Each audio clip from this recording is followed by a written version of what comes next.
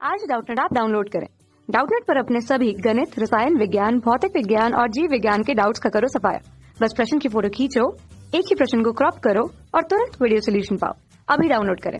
प्रश्न है कि एक पिंड से 200 किलोग्राम द्रव्यमान का एक पिंड लटकाया है और जब इस पर अन्य 450 ग्राम द्रव्यमान का एक पिंड रखा जाए तो स्प्रिंग की लंबाई 2 सेंटीमीटर बढ़ जाती है और अब इससे के पिंड को हटा लिया गया है, तब दोलनों का आवर्तकाल क्या होगा। और हमें जी का मान दिया है 9.8 मीटर प्रति सेकंड स्क्वायर।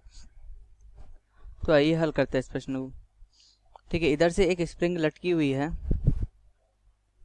इस प्रकार से, ठीक है, और ये इस स्प्रिंग का द्रव्यमान है m बराबर 2 किलोग्राम और इस पर एक अन्य 450 ग्राम की कोई वस्तु रखी जाती है जिसका द्रव्यमान m2 है, तो इसकी लंबाई थोड़ी सी बढ़ जाती है, यानी कि ये गुटका और ये छोटा गुटका यहाँ तक पहुँच जाता है और इसकी लंबाई हम अतिरिक्त मान रहे हैं 2 सेंटीमीटर। ठीक है, यानी कि जो इतना सा नीचे आया है यह है हमारा 2 सेंटीमीटर। और अब इस को हम हटा लेते हैं, तो ठीक है, इसको हमने हटा लिया, तो अब क्या होगा, इसको हटाने के बाद ये वापस ऊपर की ओर जाने लगेगा, ऊपर की ओर। ठीक है, यानी कि 2 सेंटीमीटर जो लंबाई बड़ी थी उसको वापस कवर करने ऊपर की ओर जाने लगेगा और जैसे ऊपर की ओर जाएगा फिर उसके अंदर कुछ ना कुछ गति जुड़ जाएगी, फिर ये और ऊपर जाने लगेगा, फिर स्प्रिंग संपीड़ित होगी और फिर इसको धक्का देने की कोशिश करेगी। तो ऐसे क्या होगा, ऐसे इसका सरल आवर्त गति होने लगेगा। ये m द्रव्यमान है, तो इस दोलनों का आवर्तकाल क्या लिखा जाएगा, इसका आवर्तकाल लिखा जाएगा 2 पाई अंडर रूट m बटा k, क्योंकि हम जानते हैं कि स्प्रिंग के दोलनों का आवर्तकाल इस प्रकार लिखा जाता है। अब यहाँ पे हमको m का मान तो पता है कि जो पिंड लटकाया गया है वो 200 ग्राम का, लेकिन हमें k का मान नहीं पता और हमें k का मान निकालना है। तो आइए देखें उसको कैसे करते हैं। हमें क्या दिया गया है कि 400 ग्राम द्रव्यमान लटकाने पर पिंड की लंबाई 2 सेंटीमीटर बढ़ जाती है। पहले हम मान लेते हैं कि हमने द्रव्यमान यहाँ पर नहीं रखा है।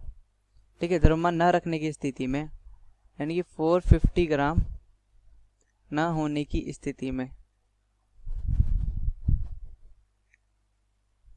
इस स्थिति में क्या होगा कि जो mg है वो mg kx के बराबर हो, क्योंकि हम जानते हैं कि स्प्रिंग हमने लटका दी और इस पे कुछ ना कुछ भार होगा mg के बराबर। ठीक है, mg के बराबर इस पे कुछ ना कुछ भार होगा और वो mg के कारण इस पे उल्टा kx आने लगेगा।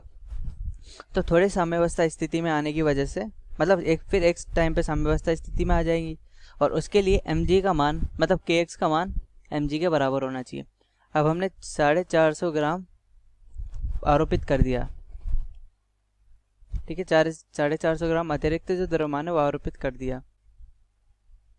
तो अब क्या होगा, अब इसकी जो साम्य, क्योंकि अब हम देख रहे हैं कि इधर m का मान बढ़ गया जो कि m प्लस m डैश के बराबर हो गया।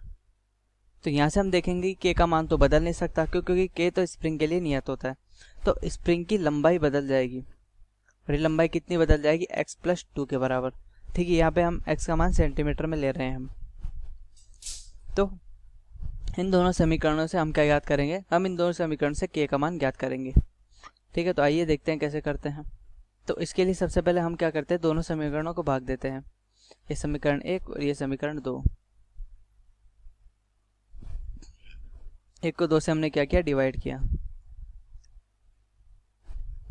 तो क्या आया, mg बटा m plus m dash g बराबर kx बटा k x प्लस 2।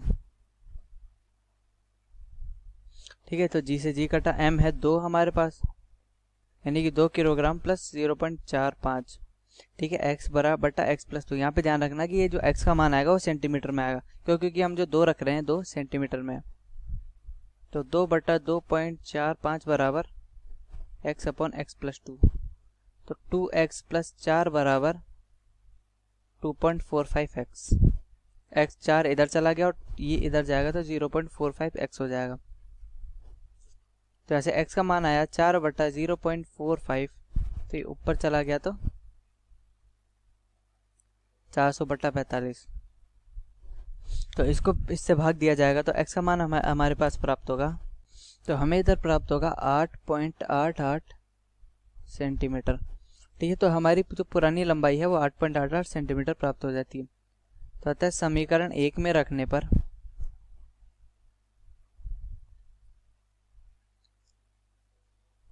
समीकरण 1 में रखेंगे तो 2 गुणा 9.8 बराबर k का मान हमें निकालना है गुणा 8.88 गुणा 10 की घात -2 मीटर। तो ऐसे k का मान हमारे पास किस में आएगा, मीटर में आएगा। तो ये 119.6 बटा 8.88 गुणा 10 की घात 2। तो इसको हल करने पर हमें प्राप्त होता है 2.2 गुणा 10 की घात 2 यानी कि 220 न्यूटन प्रति मीटर। तो अतः हमारे पास k का मान क्या प्राप्त हुआ, 220 न्यूटन प्रति मीटर। तो अतः हम आवर्तकाल निकाल सकते हैं कि अतः आवर्तकाल क्या हो जाएगा, t बराबर 2 पाई अंडर रूट m बटा k, यानी कि t बराबर 2 गुणा 3.14 गुणा 2 बटा 220, यानी कि 2 गुणा, ठीक है, ये हमारे पास क्या हो गया 6.28 गुणा अंडर रूट, ये इससे कटा तो 110 के बराबर। तो अतः हमारे पास ये मान हल करके प्राप्त होगा 0.598 सेकंड, यानी कि इसको लगभग 0.6 सेकंड भी हम लिख सकते हैं। तो इस प्रकार हमारे प्रश्न का उत्तर हमें प्राप्त हुआ 0.598 सेकंड या 0.6 सेकंड। तो ये हमारा आवर्तकाल प्राप्त हुआ और इस प्रकार हमने हमारे इस प्रश्न को हल किया। कक्षा 6वीं से 12वीं से लेकर नीट, IIT, JEE वो एडवांस के लेवल तक 1 करोड़ से ज्यादा छात्रों का भरोसा। आज ही डाउनलोड करें डाउटनेट ऐप या व्हाट्सएप करें अपने सारे डाउट्स 8400 400 400 पर।